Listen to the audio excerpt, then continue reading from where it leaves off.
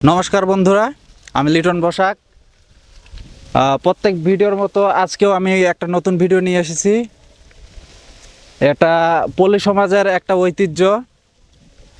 আর আমরা এখানে যে ভিডিওটা আজকে দেখাবো, যে ব্লগটা আমরা দেখাবো, সেটা হচ্ছে কিভাবে কুচিয়া মাছ সংগ্রহ করা হয়, কিভাবে মাছ ধরা হয়, এই বিষয় নিয়ে আপনাদের এই ভিডিওটা। তো আসুন, আমরা দুইটা শিকারি দেখতে পাচ্ছি, তার থেকে আমরা শুনবো তারা কিভাবে। দাদা, আপনার এদিকে আসেন। তারা কিভাবে মাছ সংগ্রহ করে, কিভাবে বাজারজাত করেন, এইসব বিষয় নিয়ে আমরা আজকে কথা বলবো। এইদিকে এইদিকে আসেন, এইদিকে আসেন। নমস্কার, আমরা একটা ব্লগ থেকে আসছি। আসলে একটা জানার বিষয় আছে যে আপনার যে কুচিয়া মাছগুলো যে ধরেন, এটা কিভাবে ধরেন। আর তার আগে একটা কথা বলি, আপনাদের একটু পরিচয়, আপনার কোথা থেকে আসছেন, পরিচয়টা একটু দেন। পরিচয় তাড়াশ থানা এখানে আসেন, মাধাইনগর। এখানে আসেন। তাড়াশ থানা মাধাইনগর। আপনার নামটা? বিশ্বজিৎ। বিশ্বজিৎ। আপনি কোথা থেকে আসছেন? তারাস থানা মাধাইনগর। আমার নামটা শ্রীনিবারণ চন্দ্র সরকার। বাপের নাম মহেন্দ্র, বাড়ি মাধাইনগর কালীবাড়ি। আমাদের এই কুচা ধরা বর্তমান এটা আমার প্রকৃতি, আসলে এর উপর নির্ভর করি। মাছ ধরার অভ্যাস আছে আগের থেকেই, প্রায় অন্ততপক্ষে 10 বছর হলো মাছ ধরি। যাই হোক, আপনারা হয়তোবা পরিচয়টা পেলেন। ইনাদের দুজনের বাড়িরা তারাস থানার মাধাইনগর গ্রামে। ইনি বিগত 10 বছর যাবৎ মাছ শিকার করে থাকেন। তো যাই হোক, আমরা প্রথমে শুনবো যে আপনারা কিভাবে মানে মাছটা ধরেন। মাছটা ধরা হয় হলো গা খামার মধ্যে বড়শি দেওয়া হয়। হুম হুম। এই বড়শিটা কেঁচো দিয়ে দেওয়া হয়। কেঁচো। কেঁচো, হুম। এই কেঁচো দিয়ে বড়শি দেওয়া হয়। দেওয়ার পরে মাছটা যখন ধরে তখন আস্তে আস্তে টান দেই, টান দিয়ে মনে করে 2 হাত দিয়ে জিনিসটা ধরা হয়। টানের উপরই ধরা হয়। যাই হোক, আপনার কথাটা আমি বুঝতে পারছি। তো তার আগে আমাদের বলেন যে আমরা যখন গর্ততে বড়শিটা দেই, কেঁচো কেঁচো ওইটা কি ইয়ে করতে হয় নাকি? বড়শিতে গাঁথা হয় এটা। বড়শিতে গাঁথা হয়। যাই হোক, কিন্তু আপনি যেভাবে বলতেছেন টান দিলেই যে আসে, এটা কিন্তু না। না না না। সব সময় তো আর না। না। কিভাবে বুঝেন?